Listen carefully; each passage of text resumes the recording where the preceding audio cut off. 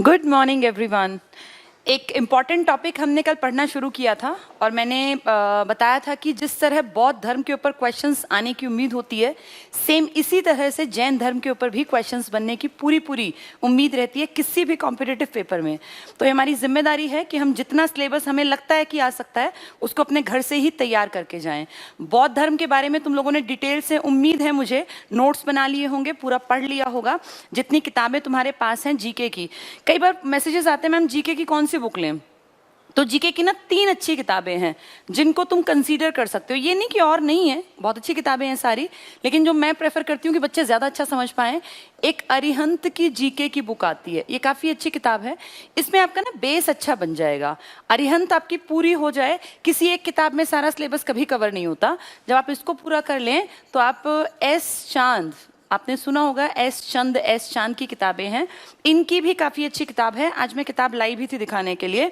ये संक्षिप्त सामान्य ज्ञान करके है, संक्षिप्त सामान्य ज्ञान अच्छी किताब है काफ़ी, इसको कंसीडर कर सकते हैं जब ये पूरी कर लें। और इसके बाद अगर आपको लगता है और पढ़ लेना चाहिए तो ल्यूसेंट की भी किताब पढ़ लो। जो इन 3 किताबों से एक टॉपिक को पूरा कर लेगा ना, एक एग्जाम्पल लेते हैं बौद्ध धर्म, इसमें बौद्ध की बेसिक चीज़ें तो एक जैसी हैं, लेकिन हर एक में कुछ ना कुछ पॉइंट अलग अलग निकल आएंगे। जैसे किसी में बौद्ध धर्म की कोई ऐसी बात लिखी होगी जो दूसरी में नहीं लिखी थी। तीनों से पढ़ लेंगे ना और मेरी क्लास लेने के बाद नोट्स बना लेंगे तो आप ये मानो टाइम लग जाएगा थोड़ा, लेकिन जब फाइनली हम तैयार होंगे तो हम 100% तैयार होंगे।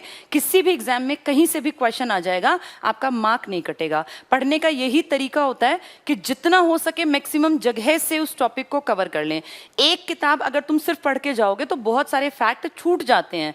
एक किताब कभी भी पूरे सिलेबस को कवर नहीं कर सकती, वरना सारी दुनिया उसी किताब को पढ़ लेती, रट लेती और नौकरी लग जाती। ये ज्ञान जो आता है ना, इन्फॉर्मेशन जो कलेक्ट होती है, ये कई सालों में जाके अलग अलग सोर्सेज से इकट्ठी की जाती है। मैं खुद भी बहुत ढेरों मैंने किताबें पढ़ी हैं, तब ये बातें मुझे याद रही हैं और तब मैं तुम तक ये पहुंचा पाती हूँ। तो ये तुम्हारी भी जिम्मेदारी है।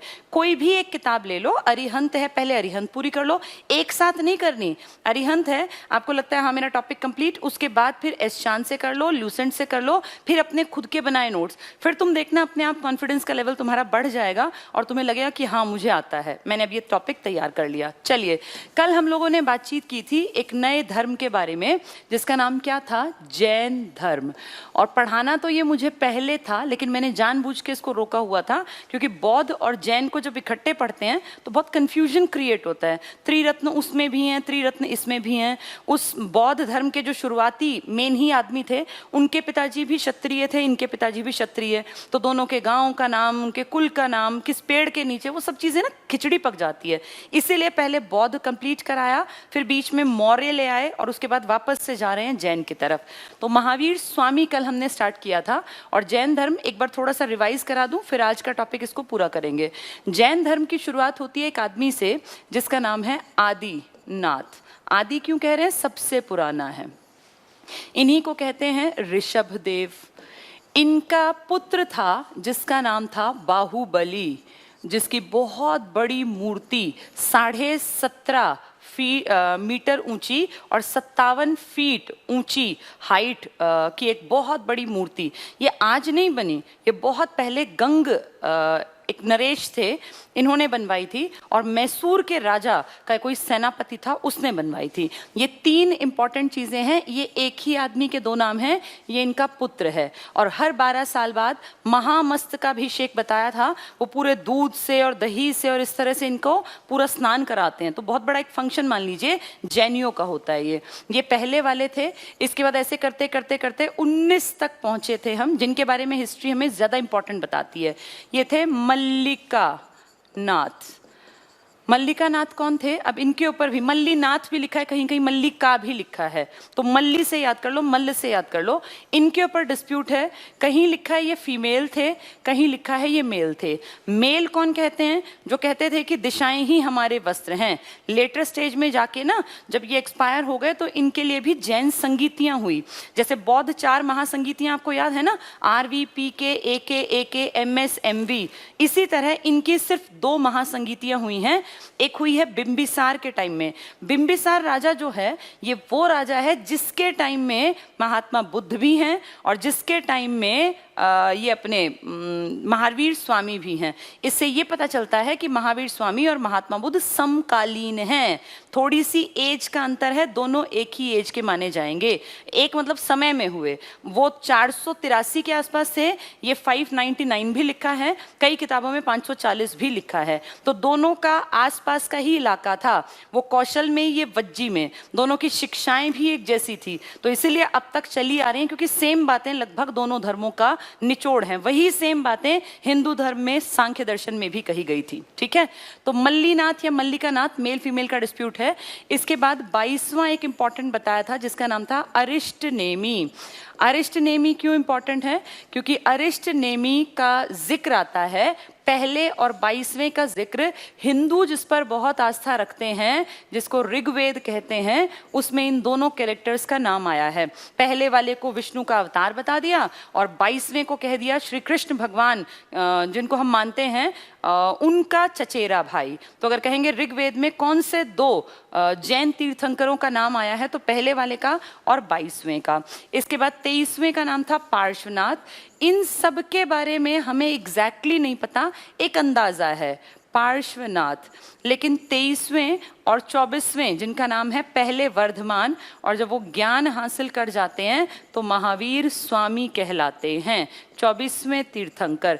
इन दोनों के माँ बाप, इनका इलाका, इनके कुल, इनकी हर चीज़ की जानकारी है, क्योंकि ये सब लिखा हुआ है। ये काशी था ना छोटा सा, जो कौशल वालों का हिस्सा था पहले, उनके बिल्कुल करीब था, जिसका दहेज में बहुत बार लेन देन मैंने हरियंक वंश में बताया था। ये वहाँ के राजा का बेटा था, और इन्होंने 83 दिन तक सम्मेद शिखर, एक चोटी थी पहाड़ की, सम्मेद नाम था, वहाँ कठोर तपस्या की, तब इन्हें ज्ञान प्राप्त हुआ। तो इनकी जानकारी हमारे पास है, इसलिए ये ऐतिहासिक हैं।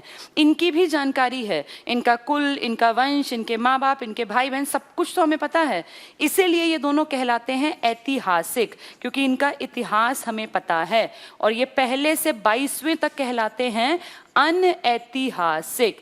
अगर पेपर में आ जाए कितने तीर्थंकर ऐतिहासिक हैं, तो 2 कहेंगे। पहला तीर्थंकर कौन ऐतिहासिक है, तो 23वें का नाम लेना। दूसरा कौन है, तो फर्स्ट और लास्ट यही दोनों हैं। अब ये दिमाग में क्लियर होना चाहिए, पहला पूछेंगे तो पहले का नाम नहीं लिखना, ऐतिहासिक पहला पूछेंगे तो 23वें का नाम आएगा। किन 2 का नाम ऋग्वेद में है, पहले और 22वें का। किस पे डिस्प्यूट है मेल फीमेल का, 19वें पर, मल्लीनाथ पर। वही मल्लिका नाथ बन जाएंगे, वही मल्लीनाथ है। ठीक है, तो हम लोगों ने कल जो पढ़ लिए थे वो 22 तक की कुछ कहानियां मैंने आपको बताई थी। आज हम 23 भी पढ़ लिया था, सम्मेद शिखर वाला बता दिया था। आज हमें जैन धर्म में सबसे इंपॉर्टेंट और वास्तविक संस्थापक, जिनके कारण शायद आज तक ये धर्म एज इट इज चल रहा है। 22 का तो बहुत बड़ा योगदान नहीं था, क्योंकि उनका इतिहास एज सच है भी नहीं। 23वें ने भी काम किया, लेकिन फेमस ज्यादा जो बनाया, जो जन जन तक पहुंचाया, जो आज इनको भगवान के रूप में पूजा जाने लगा, वो 24वें तीर्थंकर हैं महावीर स्वामी। महावीर स्वामी के बारे में आज बातचीत करेंगे और देखेंगे इनकी फैमिली ट्री को। कल कई लोगों के क्वेश्चन थे, जब मैंने इनकी कहानी बताई कि इन्होंने 30 साल की एज में अपने बड़े भाई नंदीवर्धन से परमिशन ली थी, तो कईयों ने कहा मैम ये तो 2 ही भाई बहन थे। एक्चुअली इतिहास में इंपॉर्टेंट 2 हैं, वैसे ये 3 भाई बहन थे। आज इनके फैमिली ट्री को देखते हैं। एक राजा है वज्जी, आप जानते हैं, ये मगध है, इसके पास बड़ा सा वज्जी है। यहाँ नीचे की तरफ ये कौशल है, श्रावस्ती जिसकी राजधानी है। यहाँ पर वज्जी, वैशाली जिसकी राजधानी है। यहाँ छोटा सा काशी, जो 23वें तीर्थंकर जहाँ जन्मे हैं वो यहीं के राजा हैं, इनके पिताजी अश्वसेन जिनका नाम है। और यहाँ पर है बड़ा सा मगध। मगध के पास पड़ता है इस तरफ अंग, जो सबसे पहला शिकार बना था मगध के राजाओं का, क्योंकि छोटा था। और यहीं पड़ता है नीचे की तरफ अवंती, मालवा के पठार वाला इलाका कवर करता है। और यहाँ एक छोटा सा है वत्स। आज हम वत्स के बारे में बात नहीं कर रहे, लेकिन इनका कहीं ना कहीं नाम आएगा, इसलिए मैंने इनको ड्रॉ करके दोबारा से रिवाइज करा दिया। जो महात्मा बुद्ध थे वो यहाँ जन्मे थे, कौशल वाले इलाके में। और जो आज पढ़ रहे हैं महावीर स्वामी, जिनका नाम क्या बनेगा पहले, वर्धमान। वर्धमान का मतलब जानते हो, वृद्धि क्या होती है, ग्रोथ। कहते हैं जब ये जन्मे तो अपने घर में छोटे थे ये, तो बड़ा भाई था ना नंदीवर्धन, जब ये जन्मे तो पिताजी की प्रॉपर्टी लगातार बढ़ रही थी और रोज रोज रोज घर में बरकत आ रही थी। तो घर वालों ने खुश होकर नाम रखा वर्धमान, मतलब ग्रोथ होना। तो पॉजिटिव साइड दिखाता है कि इनके जन्म के बाद कितनी खुशी रही होगी घर परिवार में। तो इनका नाम जो रखा गया वर्धमान। पिताजी जो हैं उनका नाम भी बड़ा एडवांस्ड है। पिताजी का नाम वज्जी में ही, जो इनका इलाका था ना पूरा वज्जी नहीं था, एक गणराज्य था, गणराज्यों का समूह था ना वज्जी, 8 गण संघ थे यहाँ। तो उन्हीं में एक राजा के घर में ये जन्म लेते हैं। इनके पिताजी का नाम है, मॉडर्न नाम था सिद्धार्थ, और इनकी माँ का नाम क्या था, त्रिशला। कहीं कहीं त्रिशाला भी लिखा है। 3 चट्टान, त्रिशैल, तो त्रिशला। इनके 3 बच्चे हुए, लेकिन फेमस 2 ही हैं। 3 हैं। अब कल क्योंकि कई लोगों को कंफ्यूजन था इसलिए 3 बता रही हूँ। वैसे आप पढ़ोगे तो 2 ही का नाम है, क्योंकि नंदीवर्धन ने कहीं कोई रोल ही प्ले नहीं किया, सिर्फ एक परमिशन के टाइम में नाम आता है। बाकी बहुत सारी किताबें तो नंदीवर्धन का नाम भी नहीं लिखती। तो मेन 2 हैं ये, एक सुदर्शना और एक महावीर स्वामी जो वर्धमान है। फिर भी अब क्योंकि कल डिस्प्यूट था इस बात पर, बहुत लोग कह रहे थे कि क्या कौन है ये कौन नहीं, तो लिख लेते हैं नंदीवर्धन। नाम नहीं आएगा कहीं भी। इनकी बहन है जिनका नाम क्या था, सुदर्शना, और एक ये खुद है वर्धमान। तो इनके 3 बच्चे हैं, जिनमें से 2 के ऊपर हिस्ट्री में कहानियां हैं। अब सुदर्शना जो है, इनकी शादी जहां होती है, इनका बेटा जन्म लेता है और इनके बेटे का नाम है जमाली। और वर्धमान, इनके हस्बैंड का नाम नहीं आएगा। वर्धमान यानी महावीर स्वामी जो बनेंगे बाद में, इनकी शादी जिससे होती है उस महिला का नाम है यशोदा। यशोधरा भी नाम था। अब इनको कंपेयर करते हैं। अब ध्यान से देखो, बहुत लोग इसमें कंफ्यूज होंगे, इसलिए मैं कंपेयर करके बता दूं। हम इनके साथ पढ़ लेंगे महावीर स्वामी के साथ महात्मा बुद्ध को। महात्मा बुद्ध के माँ बाप कौन थे, धन और माया। यानी उनके पिताजी का नाम था शुद्धोधन और उनकी माँ का नाम था महामाया। कंफ्यूज नहीं होना किसी को भी। उनका नाम क्या था महात्मा बुद्ध का, सिद्धार्थ। देखो एक जैसे लगते हैं लेकिन बहुत अंतर है। सिद्धार्थ है महात्मा बुद्ध, और यहाँ सिद्धार्थ कौन है, जो महात्मा बुद्ध के समकालीन हैं लगभग, उनके पिताजी सिद्धार्थ हैं। सिद्धार्थ की शादी हुई थी यशोधरा से। यशोधरा, यहाँ इनकी शादी किससे हुई है, यशोदा से। हिस्ट्री बहुत परेशान करती है अगर इस चीज को हम दिमाग में कॉन्सेप्ट को क्लियर ना करें। वहां यशोधरा यशोदा एक जैसे लगेंगे। यशोधरा इनकी पत्नी है। इनके पिताजी के नाम में धन और माया इनकी माँ के नाम में है। वहां पिताजी और माँ का नाम ही एडवांस्ड है। क्या नाम है उनका, त्रिशला, और उनके पिताजी का नाम है सिद्धार्थ। यहाँ महात्मा बुद्ध का नाम सिद्धार्थ है, वहां पिताजी का नाम। पत्नियों का नाम लगभग सेम है। इनकी पत्नी है यशोधरा और उनकी पत्नी है यशोदा। इनके घर में एक बेटा जन्मा था जिसका नाम रखा गया था राहुल। राहुल का अर्थ होता है बंधन, यानी इनका एक बंधन, एक जकड़ लिया। ऐसा फील करने लगे थे ना जब ये कुछ दिनों का था, और फिर घर बार छोड़ के बिना किसी को बताए, बिना पिताजी को, माँ को, या माँ तो खैर थी नहीं लेकिन विमाता तो थी, मौसी तो थी, प्रजापति, गौतमी, किसी को कोई खोज खबर नहीं, और रात में एक दिन चल पड़े घर छोड़ के। यहाँ पे देखते हैं इनकी शादी किससे हुई थी, वर्धमान की यशोदा से। इनके घर में एक बेटी जन्मी जिसको नाम दिया अणोजा। अणोजा ही कहलाती है प्रिय दर्शनी, जिसके दर्शन प्रिय लगे। तो प्रिय दर्शिनी, देखो इनकी बुआ का नाम था सुदर्शना, तो भतीजी का नाम है प्रियदर्शिनी। यही अणोजा है, एक ही नाम है, ये कंफ्यूज मत होना। तो यहाँ इनकी पत्नी यशोदा, इनकी पत्नी यशोधरा। इनके घर बेटे का जन्म, इनके घर बेटी का जन्म। इसी बेटी की शादी ये करते हैं जमाली से। जमाली और अणोजा हस्बैंड वाइफ हैं, और जमाली ही अपने मामा कह लो या अपने ससुर कह लो, इनका पहला शिष्य बनता है। और फिर इनमें डिस्प्यूट हो जाता है किसी बात को लेकर, क्योंकि ये कहते हैं वर्धमान जब ज्ञान हासिल कर लेते हैं कि क्रिया सिद्धांत, जो मान लिया, जो सोच लिया वो हो गया। तो ये कहता है ऐसे थोड़ी होता है, काम करना पड़ता है, सोचने भर से काम नहीं होता। और ये डिस्प्यूट बढ़ता जाता है, फिर ये अलग अलग हो जाते हैं। तो दोनों के फैमिली ट्री उम्मीद करती हूँ समझ में आ गए होंगे। इनके पिता और माँ माया और धन है।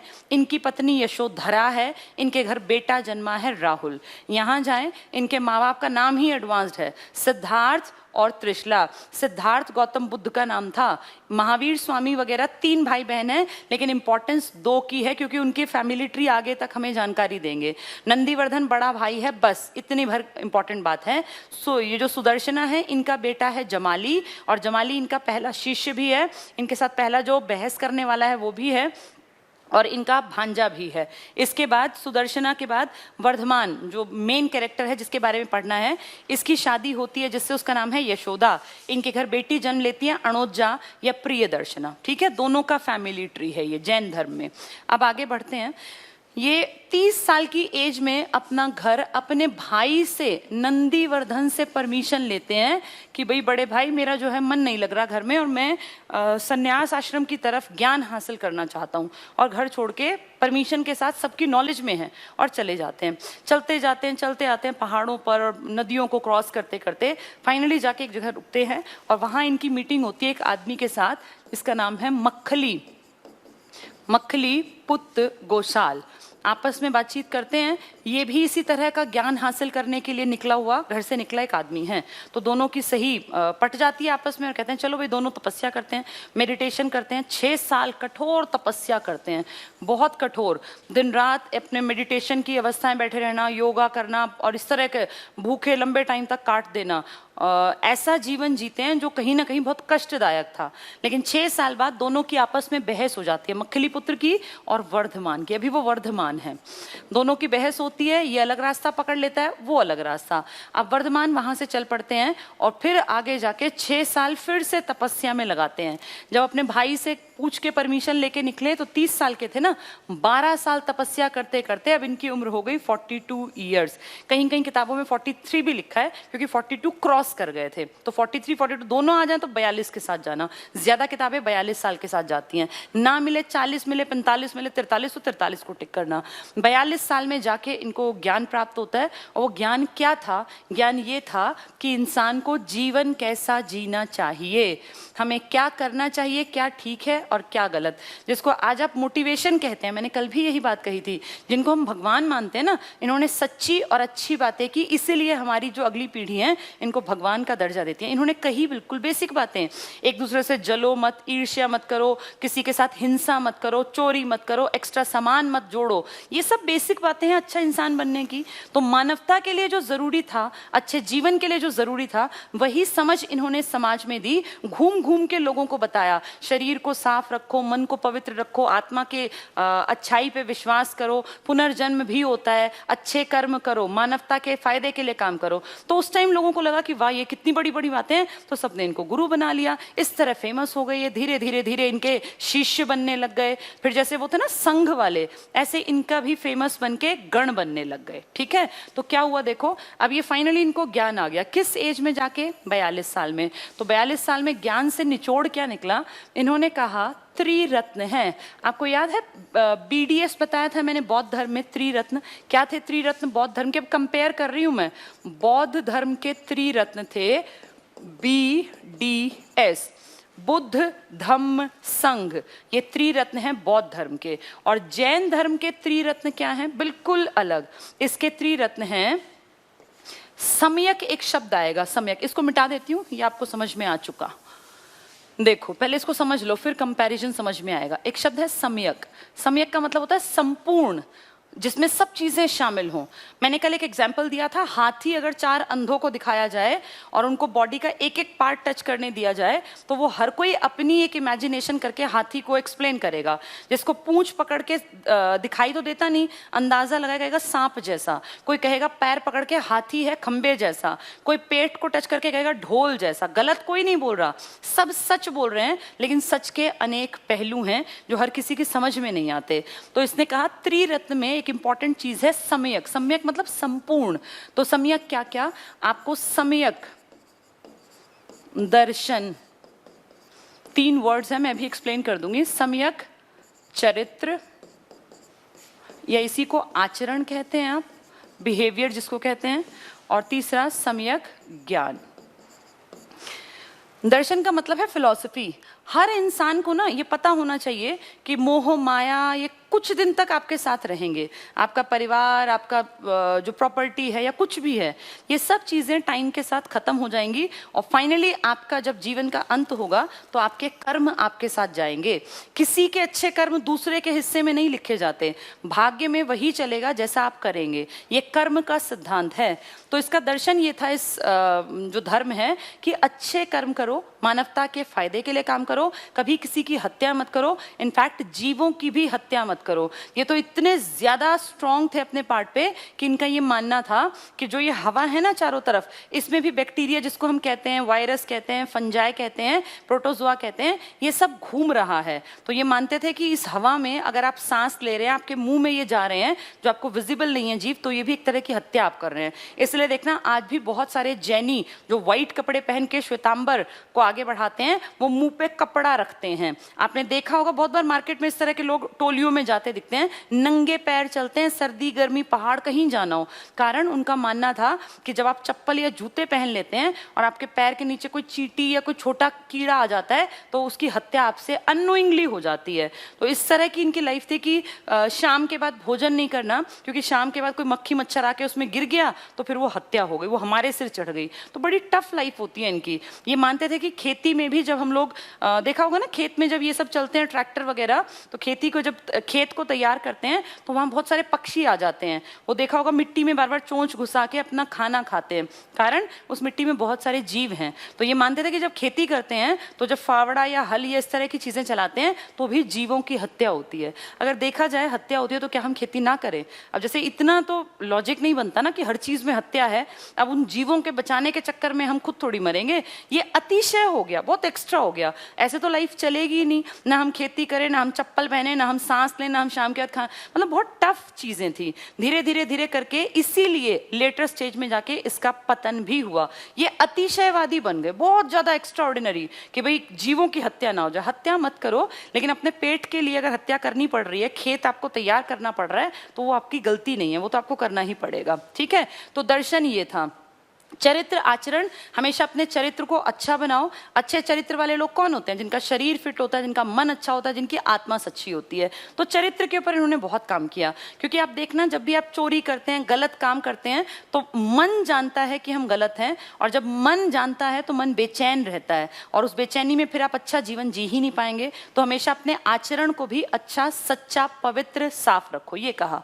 सम्यक ज्ञान, आपको ज्ञान ऐसा नहीं रखना एक पार्ट नहीं, सारे पहलुओं के बारे में आपको जानकारी हो, और जिस दिन आपको हर पहलू को देखना और समझना आ जाएगा, उस दिन आपको चीजें अच्छी और बुरी नहीं लगेंगी, क्योंकि आप किसी भी चीज के दोनों पार्ट्स को देख और सकते हैं। आप में क्षमता विकसित हो जाएगी। तो ये 3 त्रिरत्न कहलाते हैं। सम्यक, ये मोक्ष का साधन है। इसको उन्होंने कहा कि जिसने ये 3 चीजें सीख ली ना, उसको जीवन में मोक्ष मिल गया। मोक्ष और मृत्यु ना 2 अलग चीजें होती हैं। मृत्यु का मतलब होता है डेथ हो गई, वापस से जन्म होगा, कीड़ा मकोड़ा, जानवर, इंसान, किसी भी रूप में आएगा। मृत्यु से लोग डरते हैं क्योंकि वापस उसी जीवन पे, धरती पे आना है। मोक्ष का मतलब है अब आगे आपका जीवन नहीं होगा, अब आपको मुक्ति मिल गई जीवन मृत्यु के इस चक्र से, और अब आपकी जो आत्मा है वो भगवान में लीन हो जाएगी। तो जितने बड़े बड़े लोग थे ना, इन्होंने मृत्यु की कामना नहीं की, इन सब ने कामना की मोक्ष प्राप्ति की। हमें दोबारा इस चक्र में नहीं आना, क्योंकि धरती पे जो आएगा उसको सुख दुख परेशानियां झेलनी पड़ेंगी। तो मोक्ष अगर चाहिए, अकॉर्डिंग टू महावीर स्वामी, मोक्ष की प्राप्ति के 3 रास्ते हैं। सम्यक, क्या क्या? दर्शन, चरित्र या आचरण, और ज्ञान। यहाँ पे ये त्रिरत्न कहलाते हैं। तो जैन के त्रिरत्न आ जाएं तो तुम्हें ध्यान रखने हैं सम्यक वाले, और बौद्ध के त्रिरत्न आ जाएं तो बुद्ध, धम्म और संघ। बुद्ध तो तुम्हें पता ही है, महात्मा बुद्ध। धम्म तुम्हें पता है, इसमें भी वैल्यूज ही तो देते थे। धम्म हमारे तो धर्म की तरह था ना, अच्छे बनो, चोरी मत करो, किसी के साथ बुरा व्यवहार मत करो, हिंसा मत करो, भेरी घोष मत बजाओ। ये सब चीजें जो आपने पढ़ी थी, ये धम्म का ही तो हिस्सा थी। और इनको आगे बढ़ाने वाले धम्म महामात्र, जिनके बारे में लिखा गया था 5वें शिलालेख में। स्त्री महामात्र, चट्टानें याद होंगी ना अशोक की, 12वें शिलालेख में। और ये था संघ, वो स्कूल, वो कॉलेज, वो यूनिवर्सिटी जहां भिक्षु तैयार होते थे, वो शिक्षा ग्रहण करते थे, और फिर दुनिया में सारे में महात्मा बुद्ध की शिक्षाओं का प्रचार प्रसार करते थे। इनमें कंफ्यूज होते हैं बहुत ज्यादा बच्चे, उन्हें याद नहीं आता कि किसका कौन सा त्रिरत्न है। 3 बातें हैं इसके त्रिरत्न में, BDS है, बुद्ध, धम्म और संघ। यहाँ पे त्रिरत्न का मतलब है सम्यक। कौन से सम्यक? चरित्र, दर्शन, ज्ञान। भूलोगे तुम, क्योंकि सम्यक दृष्टि आ जाएगा। कोई सम्यक, बहुत सारे सम्यक हैं, तो वहां तुम्हें लगेगा पता नहीं यार कौन सा पढ़ा था। ऐसा मुझे भी लगता था। इसका ट्रिक सुन लो। एक लड़का है दर्शन, जिसके चरित्र का ज्ञान प्राप्त करना है, फिर गलती नहीं होगी।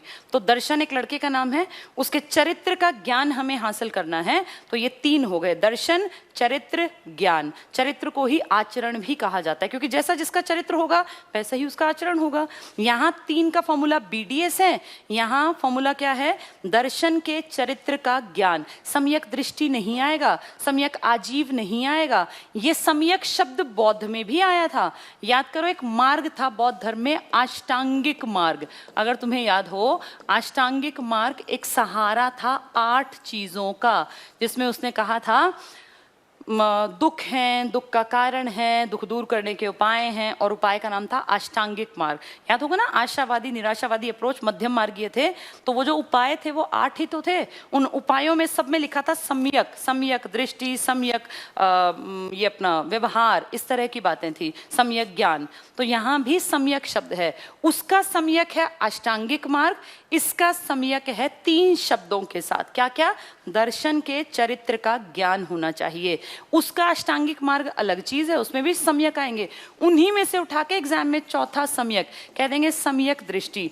और पूछेंगे जैन धर्म में निम्न में से कौन सा मोक्ष प्राप्ति का साधन नहीं है। तो जो रट्टे मार के गए हैं वो फंस जाएंगे वहां, जो समझ के गए हैं वो उसको टिक मार्क कर पाएंगे कि अगर ये पूछ रहे हैं मोक्ष की प्राप्ति, तो इसने तो 3 रास्ते बताए थे। क्या क्या?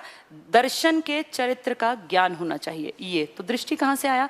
दृष्टि है, लेकिन वो अष्टांगिक मार्ग में है, बौद्ध के में, जैन के में नहीं है वो। ठीक है, थोड़ा सा कंफ्यूजन है, मुझे पता है, बहुत अजीब सा लगता है कि पता नहीं क्या क्या है, कैसे समझ में, सब समझ में आ जाएगा। सिर्फ चीजों को ध्यान से पहले सुन लो, फिर नोट्स बना लेना, फिर तुम्हें आसान दिखेगा। ये त्रिरत्न है दोनों में, इसके त्रिरत्न है BDS, इसके त्रिरत्न है दर्शन के चरित्र का ज्ञान। सम्यक शब्द यहां भी आएगा और सम्यक शब्द बौद्ध में भी आएगा। उसके अष्टांगिक मार्ग में सम्यक शब्द है, इसके मोक्ष प्राप्ति के साधन में सम्यक है। इसके 3 याद करने हैं, दर्शन के आचरण का ज्ञान होना चाहिए। तो ज्ञान, चरित्र, दर्शन, चरित्र ही आचरण है। ठीक है, चलिए आगे बढ़ते हैं। अब दोनों में कंपैरिजन इसलिए कर रही हूं क्योंकि कंफ्यूजन दोनों में ही होता है। तो अभी हमने बातचीत की, इसके फैमिली ट्री को समझ लिया ना, इनमें भी कंपैरिजन समझ में आया, दोनों के अंदर अंतर क्या है वो भी समझ में आया। अब आगे बढ़ते हैं। इन्होंने कहा क्या, क्यों इनकी इतनी पूजा की जा रही है, ऐसा क्या था इनमें? इन्होंने कहा, जो मैंने अब तक बताया, इसकी विशेषताएं क्या है। इन्होंने कहा मानवता के लिए काम करो, मानवता। दूसरा, कर्म सिद्धांत पे बल दो, काम करो, बैठे मत रहो। तीसरा, सच्चाई के साथ चलो, अहिंसा का साथ दो, किसी को मारो मत। अस्तेय, चोरी मत करो कभी भी, कम है कम में रह लो, अच्छा नहीं है कोई बात नहीं, जैसा मिले वैसा खा लो, वैसा पहन लो, लेकिन कभी भी किसी की देखा देखी अच्छा बनने के चक्कर में या ऊंचा जाने के चक्कर में चोरी मत करो। अपरिग्रह, एक्स्ट्रा चीजों का, अमीर हो तब भी संग्रह मत करो, क्योंकि संग्रह दुखी करता है, फिर आपको ध्यान रखना पड़ता है। जितनी जरूरत है उतना जरूर रखो, लेकिन बहुत एक्स्ट्रा ऑर्डिनरी चीजों को इकट्ठा मत करो। ये 4 बेसिक सत्य है, और याद करो यही बौद्ध धर्म के भी आर्य सत्य थे।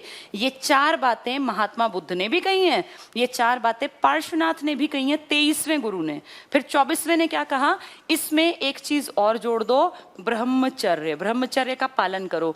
जो स्टूडेंट लाइफ है ना, हम हिंदू धर्म में भी यही मानते हैं, 0 से 25 साल सिर्फ और सिर्फ मेहनत करने के होते हैं, पढ़ाई का रास्ता अपनाने के। उस टाइम आपको गृहस्थ की तरफ या किसी भी चीज की तरफ ध्यान नहीं देना, सिर्फ अपने जीवन को बेहतर कैसे बनाना है, खूब पढ़ना है, खूब सीखना है, विद्या ग्रहण करनी है, टीचर्स के साथ रहना है, पेरेंट्स की बातें माननी है। ये कहलाता है ब्रह्मचर्य आश्रम। तो हिंदू धर्म में भी है, वैदिक काल में भी था, जैन में भी है, बौद्ध में भी था। यहाँ ये 5वां शब्द जो आया ना, इसी कारण जैन धर्म में 5 अणुव्रत कहलाते हैं। पेपर में आ जाएगा अणुव्रत। 5 अणुव्रत सिद्धांत में कौन सी चीज नहीं आती, तो आपको चारों याद रखनी है, सत्य, अहिंसा, अस्तेय, अपरिग्रह। 5वां किसने जोड़ा? 24वें तीर्थंकर महावीर स्वामी ने। क्या नाम दिया? ब्रह्मचर्य। अब मान लीजिए किसी की शादी हो गई, तो ब्रह्मचर्य आश्रम तो खत्म हो गया, गृहस्थ में आ गया, तो क्या वो जैन धर्म को नहीं अपना सकता? अपना सकता है। ब्रह्मचर्य का पालन जब वो नहीं कर रहा, जब वो मैरिड है, तो वो गृहस्थ में आ गया, कोई दिक्कत नहीं है। लेकिन ये 4 चीजें हमेशा चलेंगी जीवन भर, सत्य, अहिंसा, अपरिग्रह और अस्तेय। चोरी नहीं करना, संग्रह नहीं करना, झूठ नहीं बोलना, हिंसा नहीं करनी। ये ब्रह्मचर्य जुड़ा तो 5वां अणुव्रत कहलाया, और अगर कोई मैरिड है तो वो गृहस्थ भी रह सकता है। अब इन्होंने क्या किया कि हमारी ये शिक्षाएं सब तक पहुंचे। अगर पूरा समाज ऐसा होगा, अपने आप देखो क्या समाज सुंदर नहीं होगा। हर आदमी काम कर रहा है, हर आदमी मानवता के ऊपर ध्यान कर रहा है, सब लोगों का व्यवहार अच्छा, तो समाज अपने आप सुधर गया। इनका काम यही था कि समाज कैसे सुधरे। चीजें ठीक ठाक चल पड़ी, धीरे धीरे लोग इनको फॉलो करने लगे, इनके फॉलोअर्स बन गए, और फिर ये मैसेजेस देने लगे, ये सारी बातें ये जनता को बताने लगे। फिर इन्हें लगा कि यार एक दिन मैं भी तो भाई इंसान हूं, कभी मैं भी मर जाऊंगा, मेरी भी डेथ होगी, मेरी शिक्षाएं आगे कैसे बढ़ेंगी। तो कहते हैं इन्होंने अपना संदेश स्टार्टिंग में 11 ब्राह्मणों को दिया था। यही 11 ब्राह्मण इनके पहले शिष्य भी हैं। जैसे महात्मा बुद्ध, याद है 5 शिष्य बने थे, 5 ब्राह्मण, जिनके साथ उन्होंने 6 साल तपस्या की। ये इन्होंने पहली शिक्षा दी है, पहला उपदेश दिया है, इन्होंने दिया है राजगृह में। राजगृह जानते हैं ना, मगध की राजधानी, उन्होंने दिया था सारनाथ में। तो 11 ब्राह्मणों को दिया, और फिर इन ब्राह्मणों को कहा कि तुम सब गणधर बन गए। गणधर मतलब गण एक एरिया, मान लो कि इस एरिया, पूरे एरिया को हम कवर करेंगे, 11 आदमी, तुम्हें इस तरफ जाके लोगों को शिक्षा देनी है, तुम्हें इस तरफ, तुम्हें इस तरफ, ऐसे बंटवारा कर दिया। तो कितने, वो पूछेंगे कितने गण बने, तो तुम कहोगे 11 गणों में विभाजित कर दिया। किसने? 24वें तीर्थंकर ने। इससे पहले वाले ने ना 4 गण बनाए थे, 4 एरियाज, तभी तो वो थोड़ा फेमस हो पाए थे, पार्श्वनाथ। उससे पहले तो गणों की जानकारी ही नहीं है। तो अब इन्होंने 11 गणधर बना दिए, गण अध्यक्ष बना दिए, और कहा अपने अपने एरिया में मेरी शिक्षाओं को आगे बढ़ाओ। तो उनकी शिक्षाओं को आगे बढ़ाने का काम ये गण करने लग गए। कितनों में बंटवारा किया है? 11 में। इनमें इंपॉर्टेंट हैं, जो मैं डिटेल में बता भी दूंगी, 1-2 के नाम भी इंपॉर्टेंट हैं। यहीं पे एक महिला जो अपना एक छोटा सा मैंने अंग बनाया था ना अभी, अंग, राजधानी क्या थी इसकी? चंपा। यहाँ के राजा की, दधिवर्मन उनका नाम था शायद, उनकी बेटी थी, जो इंपॉर्टेंट कैरेक्टर है इसमें गण में। तो गणों में महिलाएं भी इंपॉर्टेंस रखती थी। अब याद करो बौद्ध को, जो एंटी थे, उन्होंने कहा था महिलाएं अगर मेरे संघ में आ गई तो मेरा संघ जो 1000 साल चलना था वो महज 500 साल में सिमट जाएगा। और बहुत कहने सुनने पर वैशाली में महिलाओं को उन्होंने एंट्री दी थी, और पहली भिक्षुणी अपनी खुद की मौसी को बनाया था, और वो भी आनंद की रिक्वेस्ट करने पर। वो महिलाओं के पक्ष में नहीं थे कि महिलाएं संघ का हिस्सा बने। लेकिन यहाँ देखो, महिलाओं को गण के रूप में उनको भी मान लिया, गणधर के रूप में, और उनको भी एक पूरा एरिया दे दिया कि यहाँ आप प्रचार प्रसार करेंगे। ठीक है, ये चंदना नाम है, ये राजकुमारी है, क्षत्रिय की बेटी है, अंग के राजा की बेटी है चंपा, और दधिवर्मन नाम था इनके पिताजी का। चंदना, चंपा नहीं सॉरी, चंदना, चंपा इनकी राजधानी थी। तो चंदना फीमेल है एक, जो कि गणधर है। ठीक है, तो इससे ये भी दिखता है कि ये फीमेल को स्टार्टिंग से इंपॉर्टेंस देते हैं, बौद्ध धर्म में नहीं थी। उनके बीडीएस है, इनका सम्यक दर्शन चरित्र ज्ञान है, उनका सम्यक आएगा अष्टांगिक में। इनके पिताजी का नाम सिद्धार्थ है, वहां महात्मा बुद्ध का नाम सिद्धार्थ है। महात्मा बुद्ध की पत्नी का नाम है यशोधरा, इनकी पत्नी का नाम है यशोदा। महात्मा बुद्ध इकलौते हैं, ये 3 भाई बहन हैं, लेकिन हिस्ट्री में नाम लिया जाता है मेनली 2 का। एक सुदर्शना, जिनका बेटा जमाली है, जिसकी शादी होती है अणुजा से, जो भांजा भी है, पहला इनका शिष्य भी है। वैसे शिष्य जो बने ना प्रॉपर, जिसको शिष्य मानेंगे, वो 11 ब्राह्मण हैं, 11 गणधर हैं। ठीक है, इनकी डेथ हो जाती है जब ये 72 साल के थे। महावीर स्वामी 72 साल धरती पर रहे, और महात्मा बुद्ध 80 साल तक धरती पर रहे थे। मल्लराज, दोनों की डेथ आसपास एक ही एरिया में हुई है। मल्लराज शस्त्रपाल, ये राजा का नाम है, पावापुरी के पास पड़ते हैं, पावापुरी, यहाँ इनकी डेथ हो जाती है। मल्लराज शस्त्रपाल ये नाम है उस राजा का जिसके एरिया में इनकी डेथ हुई थी 72 साल की एज में। उनकी डेथ याद है तुम्हें? चुंद नाम का एक लोहार था, कहीं लिखा है सुनार, शुकर मद्धव खा लिया था, कहीं कहते हैं कि वो मांसाहारी थे तो सुअर का मांस था, फिर पेट में इन्फेक्शन हो गया, फिर कुशीनारा नाम की जगह जाके वो एक्सपायर हो गए, और मरने से पहले महापरिनिर्वाण से पहले उन्होंने अपना लास्ट जो वो बताया था वो सुभद्र नाम के अपने शिष्य को दिया था। तो यहाँ ये 72 ईयर्स में इनकी डेथ हो जाती है, और डेथ जो होती है वो मल्लराज शस्त्रपाल के यहाँ। इनकी डेथ के ही दौर में ये लगता है कि भाई अब ये जब खत्म हो गया इनका किस्सा, तो अब इनकी बातों को आगे कैसे बढ़ाएंगे। और जैसे महात्मा बुद्ध के लिए 4 बड़ी महासंगीतियां हुई थी, ऐसे इनके लिए 2 जैन संगीतियां हुई इनकी शिक्षाओं को सेव करने के लिए। पहली जैन संगीति होती है 323 ईसा पूर्व से 298 ईसा पूर्व, काफी साल चली। सारा खर्चा बिंबिसार ने उठाया, क्योंकि बिंबिसार देखो इस टाइम पर राजा था, बिंबिसार नहीं सॉरी चंद्रगुप्त मौर्य। बिंबिसार के टाइम में वो थे, अब तो वो भी मर चुके और वो भी गए। ये है चंद्रगुप्त मौर्य। तुम्हें कुछ सन याद होंगे, 315 ईसा पूर्व, 322 ईसा पूर्व। 322 में चंद्रगुप्त मौर्य छोटा सा राजा बना था, 5000 घोड़ों की सेना के साथ अटैक कर दिया था मगध, जहां बैठा था धनानंद। फिर वापस चला गया था हार के, जान मुश्किल से बची थी। फिर 315 ईसा पूर्व में चाणक्य की मदद से बड़ी सेना लेके मगध पे अटैक किया था और धनानंद का पत्ता साफ करके बड़ा राजा बन गया था। ये उसी दौर की बातें हैं। 315 में ही तो धनानंद की हत्या की गई थी। 323 में चंद्रगुप्त मौर्य के टाइम में बौद्ध महासंगीति की गई है पहली, और इसमें फिर ढेरों काम किया। किताबें लिखते हैं मेन तो, ताकि किताबें लंबे टाइम तक चले। तो यहाँ पे जो किताब लिखी गई वो लिखी गई है अंग। 12 छोटे छोटे पार्ट मान लो या किताबों के फॉर्म में मान लो, अंग की रचना हुई है, अंग। और इसके बाद इसका हेड कौन था? स्थूलभद्र, स्थूलभद्र, ठीक है। इसके बाद ये स्थूलभद्र कौन है? स्थूलभद्र वो आदमी है, इसका बंटवारा हुआ था ना, इसी में जाके बहस हो गई थी, बहुत बहस हुई, और बहस में दो चीजें निकली, एक बन गए श्वेतांबर और एक बन गई विचारधारा दिगंबर। ये फर्स्ट में बट गए थे। श्वेतांबर क्या करने लगे? सफेद कपड़े पहनेंगे, और वही सफेद मुंह पे पट्टी, नंगे पैर, कि भाई जीव की हत्या ना हो जाए, इस टाइप का। और दिगंबर ने कहा कि हम तो दिशाओं को ही वस्त्र मानते हैं। दिगंबर वालों का कहना था कि महावीर स्वामी भी तो निर्वस्त्र रहा करते थे, तो हम भी वस्त्र धारण नहीं करेंगे, शरीर को कष्ट देंगे, सर्दी सहन करेंगे, गर्मी सहन करेंगे, बारिश में कुछ भी होगा, हम जो है कपड़ों का त्याग कर रहे हैं, क्योंकि दिशाएं ही हमारे वस्त्र हैं। दिगंबर। तो ये श्वेतांबर दिगंबर में, दिगंबर जो है ना ये दक्षिण भारत में एक्टिव थे, और श्वेतांबर जो हैं ये उत्तर भारत में, यानी अपने यहाँ जो एक्टिव थे वो श्वेतांबर थे, और जो साउथ की तरफ कर्नाटक केरल साइड तक गए थे वो लोग थे दिगंबर, बिना वस्त्र वाले, दिशाएं ही जिनके वस्त्र हैं। इस दक्षिण वालों में भद्रबाहु बहुत बड़ा आदमी है, भद्रबाहु, जो देखो चंद्रगुप्त मौर्य को पकड़ के भी ले गया था कि तेरी वजह से यहाँ अकाल पड़ा है, तू मेरे साथ चल, श्रवण बेलगोला। और इनका जो हेड है उसका नाम है स्थूलभद्र, स्थूलभद्र। दोनों में देखो भद्र आएगा, एक का एंड भद्र से है, एक की स्टार्टिंग भद्र से है। तो स्थूलभद्र उत्तर वालों का है, व्हाइट कपड़े वालों का, और भद्रबाहु दक्षिण वालों का, जो कहते हैं दिशाएं ही हमारे वस्त्र हैं। जो पहली बौद्ध महासंगीति हुई है इसका हेड कौन है? स्थूलभद्र।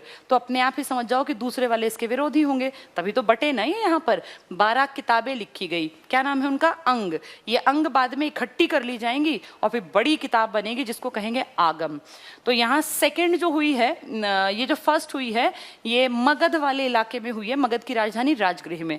जो सेकंड हुई है ना ये बहुत लेट हुई है, 512 एडी में, एनो डोमिनी, यानी 1 ईसा पूर्व की है, 1 ईस्वी की। अगर हम बौद्ध धर्म की याद करते हैं 3 ईसा पूर्व की हैं और 1 ईस्वी की। इसकी 1 ईसा पूर्व की, 1 ईस्वी की। ये वल्लभी में होती है, गुजरात में, और इसका राजा इंपॉर्टेंट नहीं है, लेकिन ये इसका अध्यक्ष कौन था? जैसे उसका स्थूलभद्र था ना, ऐसे इसका अध्यक्ष था देवर्धि, देवर्धि, क्षमा, श्रमेण, श्रमेण, श्रम वाला, श्रमेण, क्षमा श्रमेण, देवर्धि क्षमा श्रमेण। ये 512 में, वो 322-23 से लगा लीजिए और 298 तक, ठीक है। यहाँ क्या इंपॉर्टेंट बात है, किताब लिखी गई है अंग, और उसमें बंटवारा हुआ है, एक वाइट कपड़े वाले और एक दिशाएं ही जिनके वस्त्र हैं। यहाँ क्या हुआ, यहाँ इन 12 अंगों को इकट्ठा करके किताब साहित्य बना दिया गया, जिसको नाम दिया गया आगम। पेपर में आ जाएगा, जैन साहित्य को किस नाम से जाना जाता है? आगम। इस आगम में क्या है, इसमें 12 अंग है जो पहले लिखे गए थे, और 12 उपांग है, उनके छोटे पार्ट। अपने याद है ना, ऋग्वेद था, अथर्ववेद था, इसी तरह इनका भी है। तो इनकी किताब का नाम क्या है? आगम। पहले अंग बने, फिर उन्हीं को इकट्ठा करके आगम बने हैं। और जो इनके इससे भी पुरानी किताब एक आती थी ना, उसको पुव्व कहा करते थे, पुव्व, पुव्व। ये पेपर में आ जाएगा। इनके प्राचीन ग्रंथ क्या कहलाते हैं? पुव्व। कहीं कहीं पुव्वा भी लिखा है। पुव्व पुरानी किताबें।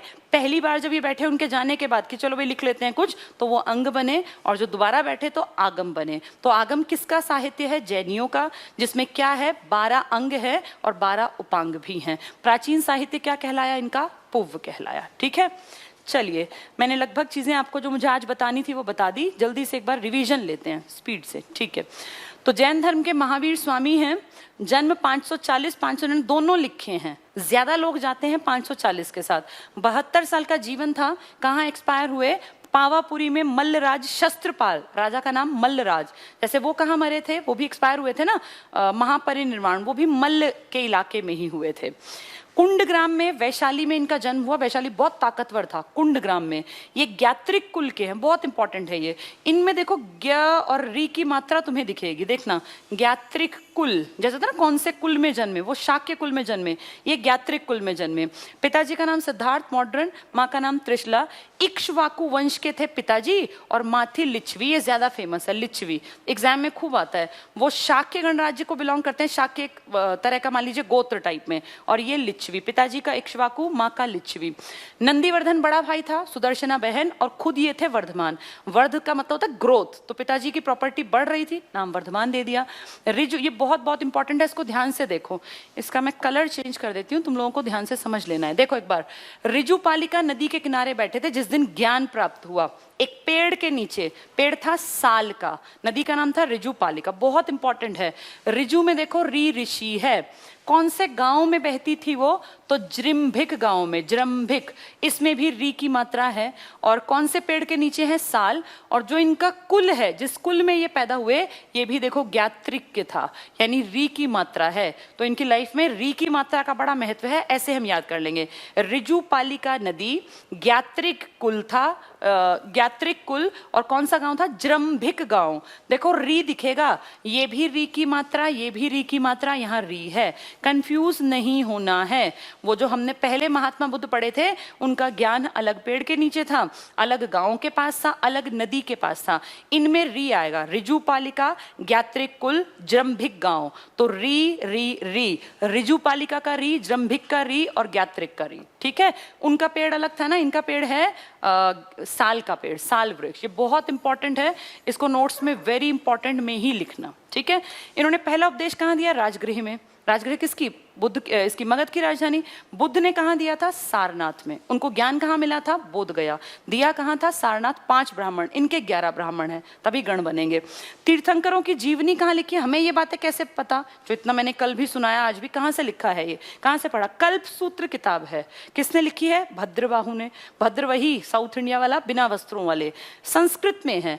ज्यादातर किताबें जो लिखी है ना, आगम और ये सब लिखी गई हैं प्राकृत में। अगर पेपर में आ जाए कौन सी भाषा है, तो ये प्राकृत है, बाद में यही अपभ्रंश में चेंज हो जाएगी। लेकिन अगर कहें कि इनकी फेमस किताब जिसमें इन सबके माँ बाप, इनके चरित्र दिए हैं, वो है कल्प सूत्र, ये संस्कृत में है। ये दिमाग में बैठानी है बात। अगर पूछेंगे मैक्सिमम साहित्य, तो टिक करना है प्राकृत, लेकिन कहेंगे कल्प सूत्र किसमें है, तो आपको टिक करना है संस्कृत। ये ऑप्शन अलग अलग हैं। जैन धर्म मानने वाले बड़े राजा कौन? उदयन। उदयन याद है? पाटलिपुत्र जिसने बसाया था। चंद्रगुप्त मौर्य, जो बहुत बड़ा राजा था, इंडिया का पहला। कलिंग नरेश खारवेल, जिसने पत्थर पे, चट्टान पे लिखवाया था कि ऐसे ऐसे जिनसेन की मूर्ति महापद्म नंदन ले गया और मैं वापस लाया। गंग नरेश थे, जिनके सेनापति ने ही गोमतेश्वर की वो बड़ी सी मूर्ति बाहुबली की बनवाई थी। और गुजरात के सोलंकी वो हैं जिन्होंने जैन मंदिर बनवाए हैं। आपने सुना होगा ना, माउंट आबू में और आसपास राजस्थान, गुजरात में बहुत सारे मंदिर है। तो ये मंदिर किसने बनवाए हैं? गुजरात के सोलंकी शासकों ने। ये बहुत इंपॉर्टेंट है, ये खूब आता है एग्जाम में, सोलंकी वंश के राजाओं ने। 4 सिद्धांत थे प्लस ब्रह्मचर्य, सत्य, अहिंसा, अपरिग्रह, अस्तेय बताया ना। ये 5 अणुव्रत कहलाते हैं। एग्जाम में आ जाएगा कितने अणुव्रत थे, तो 5। उनका था पंचशील सिद्धांत। सेम बातें, वहां पंचशील थी, यहाँ अणुव्रत कहलाई। वैदिक सांख्य दर्शन के निकट है, तो हमारा जो हिंदुओं का सांख्य दर्शन है ना, ये बिल्कुल इसी जैसी बातें करता है, जैन भी और बौद्ध भी। और याद करो, आलार कलाम जो पहले गुरु थे महात्मा बुद्ध के, वो भी सांख्य दर्शन की ही ज्ञान दिया करते थे। कर्म सिद्धांत को महत्व, हर बड़े आदमी ने क्या कहा? कर्म करो। चाहे वो श्री कृष्ण भगवान थे, गीता का सार है, सब यही कहता है कि कर्म करो, तुम्हें भी कर्म ही करने हैं। मोक्ष परम लक्ष्य है, वापस नहीं आना मर मर के, एक बार मोक्ष प्राप्त कर लो। मोक्ष प्राप्ति के साधन है, क्या साधन है मोक्ष प्राप्ति के? मोक्ष प्राप्ति यही तो है, सम्यक दर्शन, चरित्र, ज्ञान, ये मोक्ष प्राप्ति है। त्रिरत्न क्या है? सम्यक दर्शन, चरित्र और ज्ञान। सम्यक के 3 मैंने बता दिए। जैन संघ, जैसे बौद्ध संघ थे स्कूल, इनके 11 हैं। महावीर ने अनुयायियों को 11 गणों में बांट दिया। उसके 5 थे ना वो ब्राह्मण, उसने संघ बाद में बनाया था। इसने क्या किया, अपने 11 ब्राह्मण हैं, तुम ही जाओ, तुम ही ज्ञान दो, तो 11 गण, ये गणधर कहलाए। चंदना जो महिला थी, बताया मैंने आपको, चंपा, अंग की राजधानी चंपा के नरेश दधिवाहन थे, उनकी बेटी है चंदना। चंदना महिला गणधर थी, तो ये महिलाओं को शुरू से इंपॉर्टेंस देते थे। इनके 4 कैरेक्टर आपको मिलेंगे इनके धर्म में। भिक्षु भिक्षुणी जो इनके संघ में बिना शादी किए इनकी शिक्षाओं को आगे बढ़ाते। कुछ लोग मैरिड लाइफ में भी इनके बहुत बड़े प्रशंसक थे, वो भी कहते थे जी हम भी काम करेंगे, तो श्रावक और श्राविका कहलाए। ये मैरिड लोग कहलाए, ठीक है, और ये वो जो अनमैरिड थे। तो एक जैसे ही है, डिफरेंस है। प्राकृत भाषा का यूज किया, लेकिन वो जो था ना कल्प सूत्र, इनकी मेन किताब जिसमें महात्मा बुद्ध, ये महावीर स्वामी के 12 साल की तपस्या और ये सब लिखा है, ये संस्कृत में है। कल्प सूत्र किस में है? संस्कृत में। बाकी किस में है? सारा इनका प्राकृत में। इनके ग्रंथ पुराने क्या कहलाए? पूर्व या पूर्व या आगम। आगम 12 हैं, फिर बाद में लिखे गए, पहले अंग लिखे गए, पहली में, दूसरी में आगम, इसी का हिस्सा है 12 अंग और 12 उपांग। ये देखो लिखा है, ठीक है। नेक्स्ट है जैन संगीति 2 हुई हैं। कब कब हुई है? पहली 322 से 298, ये चंद्रगुप्त मौर्य का शासनकाल था। राजधानी पाटलिपुत्र, राजगृह शायद मैंने बोल दिया था, पाटलिपुत्र है। पाटलिपुत्र राजगृह एक ही एरिया की राजधानी है।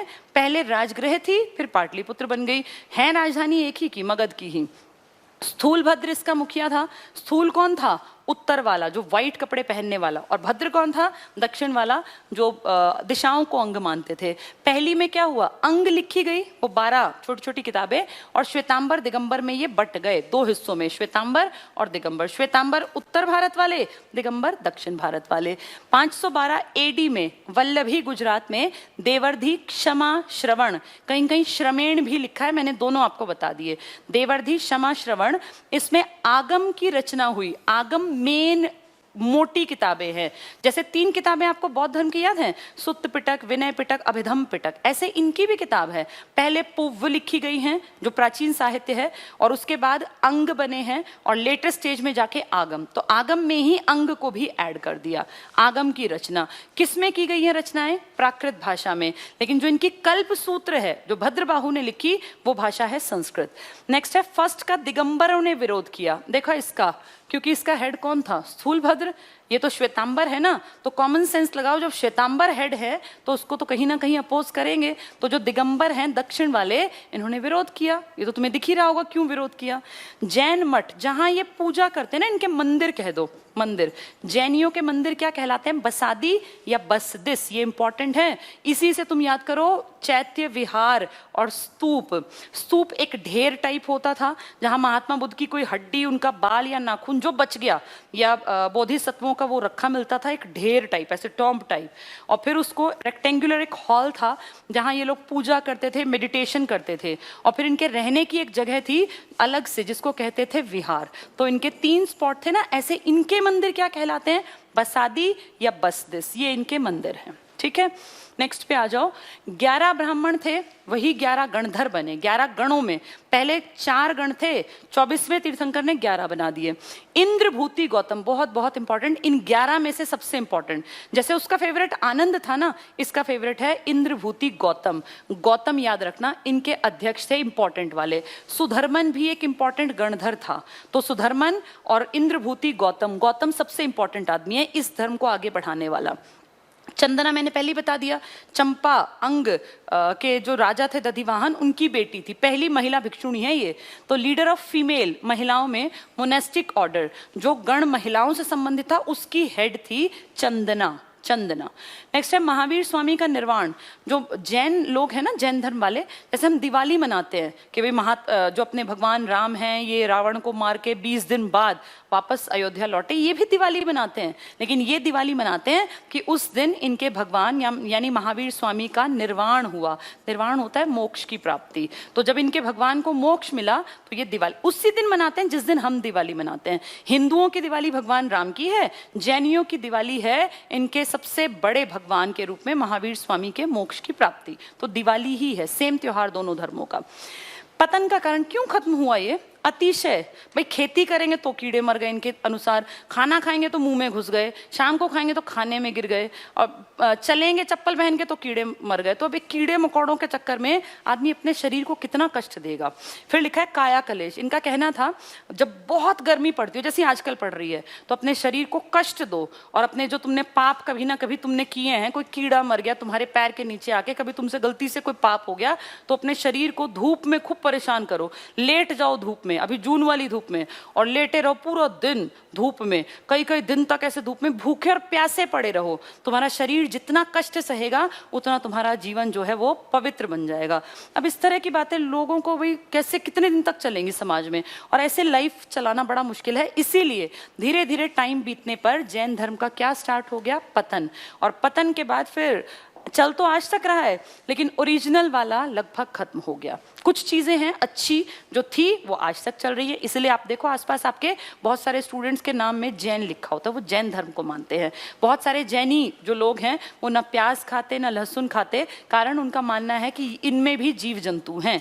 नॉनवेज तो बहुत दूर की बात है, वो प्याज और लहसुन भी नहीं खाते। तो जैनियों की जो शिक्षा थी, फाइनली जाके देखें, खाने पीने को हटा दो, वो सेकेंडरी चीज है। इन्होंने सिर्फ एक बात कही, मानवता के लिए काम करो, सच्चाई के रास्ते पर चलो, हिंसा से दूर रहो, अच्छे इंसान बनो, कर्म सिद्धांत का पालन करो। तो ये निचोड़ था।